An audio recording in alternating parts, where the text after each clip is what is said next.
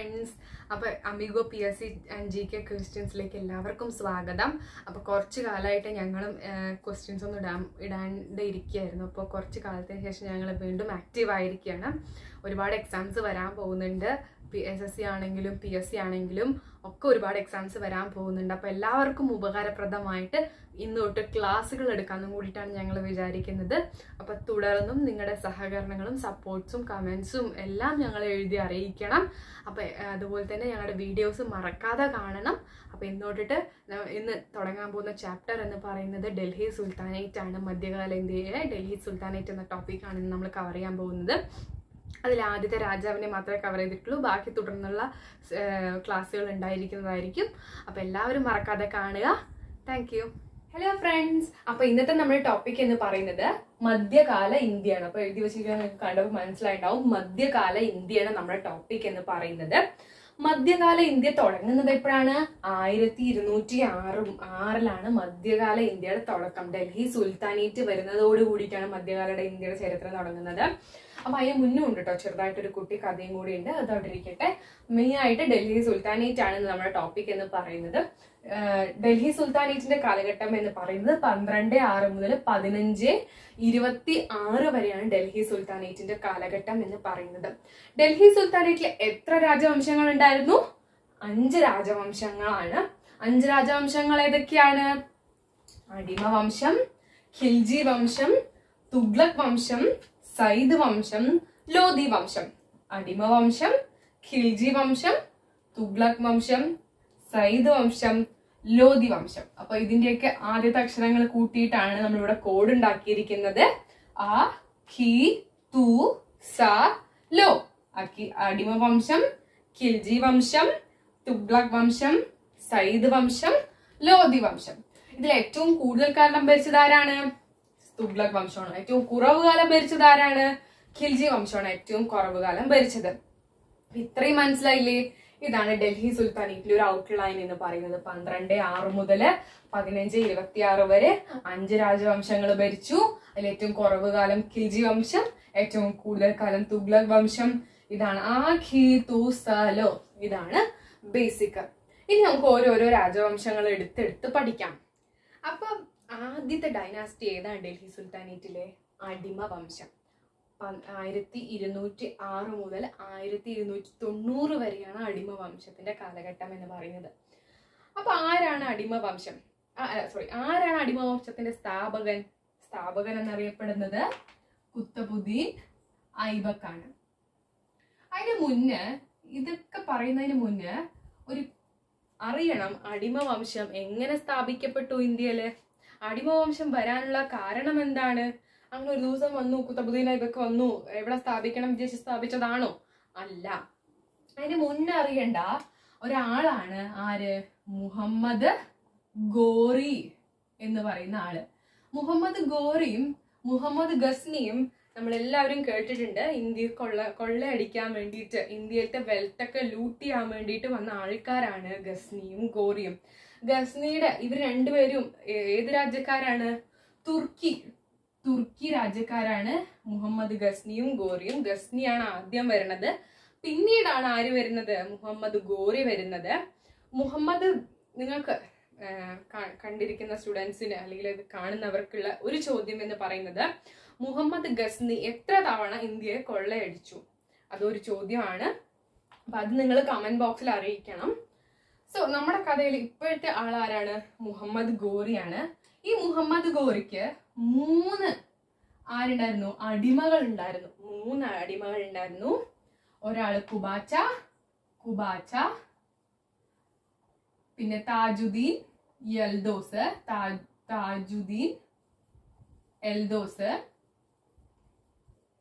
ഐബക്ക്, കുത്തബുദ്ദീൻ ഐബക്ക്. ഇങ്ങനെ 3 അടിമകൾ ഉണ്ടായിരുന്നു. അടിമകൾ സ്ഥാപിച്ച വംശമാണ് അടിമ വംശം. ഈ മുഹമ്മദ് ഗോറിക്ക് 3 അടിമകൾ ഉണ്ടായിരുന്നു. കുബാച്ച, താജുദ്ദീൻ എൽദോസ്, ഐബക്ക്. ഇതിൽ ഈ 2 പേരും നമുക്ക് ആവശ്യമില്ല. ആരെയാണ് നമുക്ക് വേണ്ടത്? കുത്തബുദ്ദീൻ ഐബക്കിനെയാണ് നമുക്ക് വേണ്ടത്. അപ്പൊ നമ്മൾ പഠിച്ചു മുഹമ്മദ് ഗോറിക്ക് 3 അടിമകളുണ്ടെന്ന്. ഈ അടിമകൾ സ്ഥാപിച്ച വംശമാണല്ലോ അടിമ വംശം. അപ്പൊ എല്ലാവർക്കും തോന്നാവുന്ന ഒരു ഡൗട്ടാണ്, എന്താ അപ്പൊ ഇന്ത്യയിലെ രാജാക്കന്മാരൊക്കെ എവിടെ പോയി, എന്താ യുദ്ധങ്ങളൊന്നും ഉണ്ടായില്ലേ, ഡയറക്റ്റ് അവർ വന്നതാണ്? ഇതൊക്കെ നമുക്ക് മനസ്സിൽ തോന്നാവുന്ന സാധാരണ ചോദ്യങ്ങളാണ്. അപ്പൊ അതിനുള്ള ഉത്തരമാണ് നമ്മള് മണിച്ചിത്രത്തായിട്ട് പറയില്ലേ, 150 വർഷങ്ങൾക്ക് മുന്നുള്ള കാര്യമാണ്. അത്രയൊന്നും പറയും പോകേണ്ട. ഒരു 10-20-25 വർഷങ്ങൾക്ക് അല്ലെങ്കിൽ ഒരു 10-18 വർഷങ്ങൾക്ക് മുന്നേ 2 യുദ്ധങ്ങൾ. അന്ന് നമ്മുടെ ഇന്ത്യ ഭരിച്ചിരുന്ന ഒരു പ്രതാപശാലിയായിട്ടുള്ള ഒരു രാജാവായിരുന്നു. അദ്ദേഹത്തിന്റെ പേരാണ് പൃഥ്വിരാജ് ചൗഹാൻ. പൃഥ്വിരാജ് ചൗഹാനുമായിട്ടാണ് മുഹമ്മദ് ഗോറി യുദ്ധങ്ങൾ ആദ്യം നടത്തിയത്. ഡൽഹി പിടിച്ചടക്കാൻ വേണ്ടിയിട്ടാണ് യുദ്ധങ്ങൾ നടത്തിയിരിക്കുന്നത്. 1191 1192 ഇങ്ങനെ 2 വർഷത്തിൽ 1191 1192 2 തറൈൻ യുദ്ധങ്ങൾ. രണ്ടിന്റെയും പേര് തറൈൻ യുദ്ധം തന്നെയാണ്. ഒന്നാം തറൈൻ യുദ്ധം, രണ്ടാം തറൈൻ യുദ്ധം. ഒന്നാം തറൈൻ യുദ്ധം നടന്ന വർഷം 1191. അതിൽ ആരുടെ സേന പരാജയപ്പെടുകയാണ്? മുഹമ്മദ് ഗോറിയുടെ സേന പരാജയപ്പെടുകയാണ്. പൃഥ്വിരാജ് ചൗഹാൻ അവിടെ ജയിക്കുകയാണ്. പിന്നീട് ഒരു വർഷത്തിന് ശേഷം വീണ്ടും ശക്തിയായിട്ട് ആര് തിരിച്ചു വരികയാണ്? മുഹമ്മദ് ഗോറി തിരിച്ചു വരികയാണ്.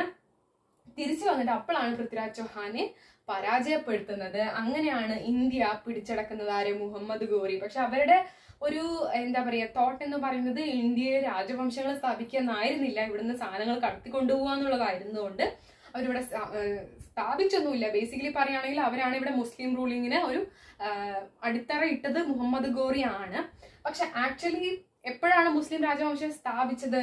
ആദ്യത്തെ മുസ്ലിം രാജവംശമാണ് അടിമവംശം.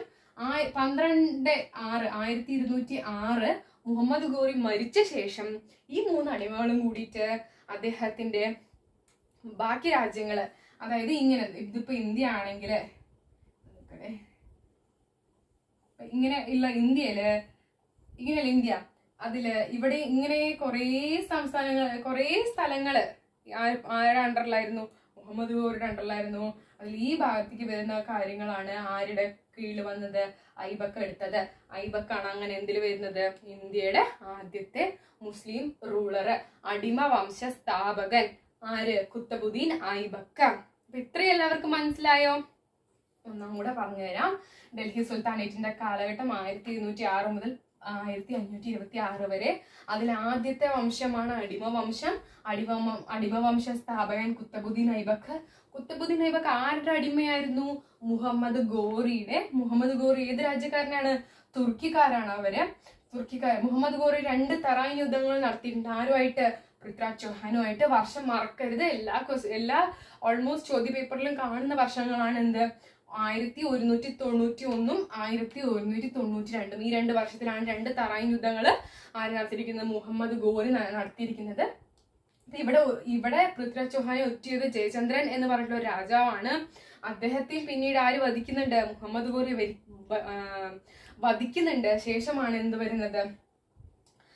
ഇന്ത്യയിലെ മൊത്തമായിട്ട് കൺട്രോള് മുഹമ്മദ് ഗോറിയുടെ അണ്ടറിൽ വരുന്നത്. മൊത്തം പറയാൻ പറ്റില്ല, ഓൾമോസ്റ്റ് ഡൽഹി, ലാഹോർ ആ പാർട്ടിലൊക്കെയാണ് വരുന്നത്.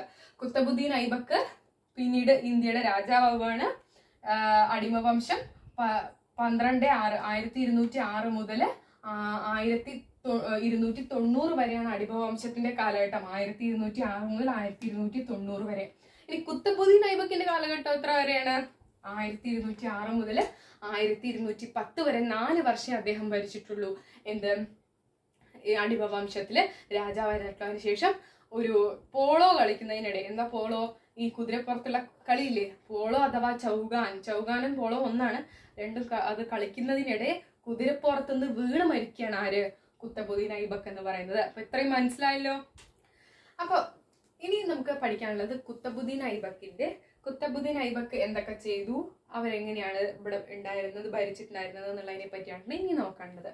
അപ്പൊ കുത്തബുദ്ദീൻ ഐബക്കിനെ പറ്റി പറയുമ്പോൾ അദ്ദേഹം ഒരു ദാനശീലനായിരുന്നു എന്നാണ് പറയുന്നത്. അതുകൊണ്ട് തന്നെ അദ്ദേഹം അറിയപ്പെട്ടിരുന്ന ഒരു പേരാണ് എന്ത്? ലാഖ് ബാദ്ഷാ എന്ന് പറഞ്ഞു കഴിഞ്ഞാൽ ഗിവർ ഓഫ് ലാക്സ് എന്നാണ്. ഇതിനെ മലയാളത്തിൽ ലാഖ് ബാദ്ഷാ തന്നെയാണ് അറിയപ്പെടുന്നത് കേട്ടോ. ഇനി അതിന് മലയാളം പേരൊന്നുമില്ല. ലാഖ് ബാദ്ഷാ എന്ന് വെച്ചാൽ ലക്ഷങ്ങൾ കൊടുക്കുന്ന ആളാണ് ആര്? ലാഖ് ബാദ്ഷാ. അതാണ് അദ്ദേഹം അറിയപ്പെട്ടിരുന്ന ഒരു പേരെന്ന് പറയുന്നത്. ഇനി ഇദ്ദേഹത്തിന്റെ പേര് കേട്ടാൽ തന്നെ നമുക്ക് ഒരു കാര്യം ഓർമ്മ വരുന്നുണ്ടാവും. കുത്തബുദ്ദീൻ ഐബക്ക് ഇദ്ദേഹം നിർമ്മിച്ച ഒരു കാര്യം നമുക്ക് ഇദ്ദേഹത്തിന്റെ പേരും തന്നെയുണ്ട്, എന്ത്? കുത്തബ് മിനാർ. ഇദ്ദേഹമാണ് കുത്തബ് മിനാറിന്റെ പണി തുടങ്ങി വെച്ച ആള്. പൂർത്തിയാക്കിയത് ആരാണ്? പൂർത്തിയാക്കിയത് അടുത്ത രാജാവാണ്. ഇദ്ദേഹം തുടങ്ങി വെച്ചതേ ഉള്ളൂ. ഇനി നിങ്ങൾ പറയണം കുത്തബ് മിനാറിന്റെ ഹൈറ്റ് എത്രയാണെന്നുള്ളത് നിങ്ങൾ കമന്റ് ബോക്സിൽ എഴുതി അറിയിക്കണം. ഓക്കെ, അത് നിങ്ങൾക്കുള്ള ഒരു ഹോംവർക്ക് ആണ്. കുത്തബ് മിനാറിന്റെ ഹൈറ്റ് എത്രയാണെന്നുള്ളത് നിങ്ങൾ പറയണം. മൊത്തത്തിൽ കുത്തബ് മിനാർ നിങ്ങൾ നോക്കിയിട്ടുണ്ടെങ്കിൽ കാണാൻ പറ്റും. അതില് കുറച്ച് ഭാഗം റെഡ് കളറിലും കുറച്ച് ഭാഗം വെള്ള കളറിലും ആയിട്ടുണ്ടാവും. ആക്ച്വലി പറയുകയാണെങ്കിൽ ആദ്യത്തെ രണ്ടെണ്ണം കുത്തബ് മിനാറിന്റെ ആദ്യത്തെ 2 ഭാഗം കുത്തബുദ്ദീൻ ഐബക്കും, പിന്നത്തെ 2 ഭാഗം നമ്മൾ പഠിക്കും. കുത്തബ് മിനാർ പണി പൂർത്തിയാക്കിയത് അല്ലെങ്കിൽ പണി കഴിപ്പിച്ചത് ഇൽത്തുമിഷ് എന്ന് പഠിക്കും. അടുത്ത 2 ഭാഗം ഇൽത്തുമിഷും, പിന്നെ മേലെ വരുന്ന 2 ഭാഗം പണി കഴിപ്പിച്ചത്, വെള്ള ഭാഗം പണി കഴിപ്പിച്ചത് ഫിറോസ് ഷാ തുഗ്ലക്കുമാണ്. തുഗ്ലക്കാണ് ലാസ്റ്റ് ഭാഗങ്ങൾ പണി കഴിപ്പിച്ചിരിക്കുന്ന ആരാണ്? തുഗ്ലക്കാണ്. പക്ഷെ അതൊന്നും ചോദിച്ചു കണ്ടിട്ടില്ല. പണി തുടങ്ങിയത് കുത്തബ് മിനാറിന്റെ പണി തുടങ്ങിയത് കുത്തബുദ്ദീൻ ഐബക്കും, പണി പൂർത്തിയാക്കിയത് ഇൽത്തുമിഷും. ഇതാണ് പഠിച്ചു വെക്കേണ്ട കാര്യം. സോ ആക്ച്വലി കഥ വന്നിട്ട് ഇങ്ങനെയാണ്. റെഡ് കളർ വരെയുള്ളതാണ് ഈ അടിമവംശക്കാർ പണി കഴിപ്പിച്ചിട്ടുള്ളൂ. വെള്ള കളറിൽ കാണുന്ന ഭാഗങ്ങൾ തുഗ്ലക്കുകാരാണ് പണി കഴിപ്പിച്ചിരിക്കുന്നത്. അതും ഫിറോസ് ഷാ തുഗ്ലക്കാണ് പണി കഴിപ്പിച്ചിരിക്കുന്നത്. സോ അത് അത്ര ഇതില്ല. ഈ 2 എണ്ണം മറക്കരുത്. എന്ത്? പണി തുടങ്ങിയത് കുത്തബുദ്ദീൻ ഐബക്കാണെന്ന്. ഇനി എന്തിനാണ് ഇത് പണി കഴിപ്പിച്ചത്? അതൊരു ചോദ്യമല്ലേ. എന്തുകൊണ്ട് പണി കഴിപ്പിച്ചു? ആർക്ക് വേണ്ടി പണി കഴിപ്പിച്ചു? അങ്ങനെ ചോദിക്കുകയാണെങ്കിൽ ഇത് കുത്തബുദ്ദീൻ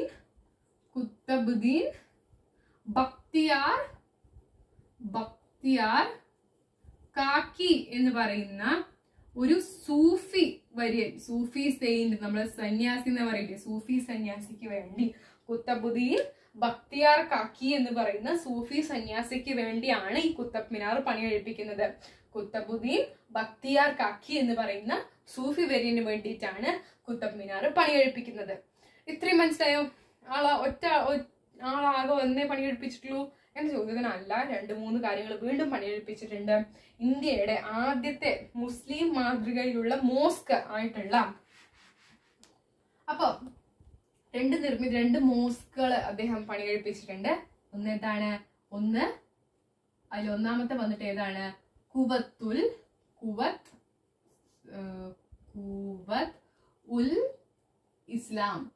ഉൽ ഇസ്ലാം എന്ന ഡൽഹിയിലെ, ഏത് സ്ഥലത്താണ്? ഡൽഹിയിലെ കുവത്ത് ഉൽ ഇസ്ലാം പണി കഴിപ്പിച്ചിട്ടുണ്ട്. മുസ്ലിം മാതൃകയിലുള്ള ഇന്ത്യയിലെ ആദ്യത്തെ മോസ്ക് ആണ് കുവത്ത് ഉൽ ഇസ്ലാം എന്ന് പറയുന്നത്. രണ്ടാമത്തെ എന്താണ്? അതായി ദിൻക ജോൺപര.